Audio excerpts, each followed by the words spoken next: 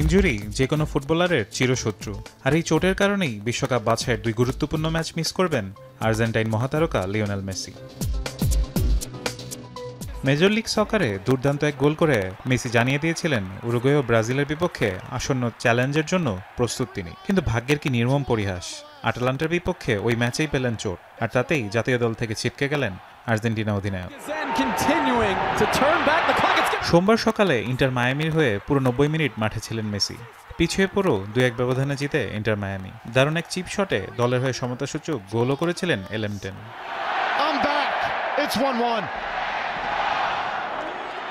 আটালান্টার বিপক্ষে ম্যাচে free kick নিতে গিয়ে কুচকিতে চোট পান তিনি। এরপর খেলা চালিয়ে গেল আর ফ্রি কিক নেননি। পুরোপুরি ফিট না থাকায় এবার ছিটকে গেলেন জাতীয় দল থেকে। মায়ামির ম্যাচ শেষে পরীক্ষায় নিশ্চিত হয় পেশিতে চোট পেয়েছেন এই মহাতারকা। গত সেপ্টেম্বরও চোটের জন্য বিশ্বকাপ বাছাইয়ের 2 ম্যাচে চিলি ও কলম্বিয়ার বিপক্ষে খেলতে পারেননি তিনি।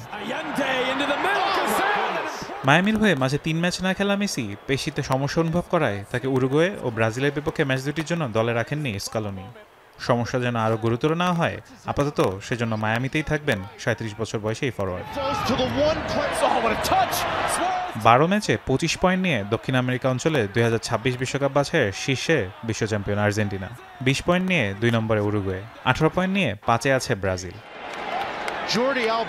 আগামী 22 মার্চ উরুগুয়ের বিপক্ষে মাঠে নামবে আর্জেন্টিনা। 3 দিন পর ঘরের মাঠে ব্রাজিলের বিপক্ষে মাঠে নামবে আকাশী নীল শিবির।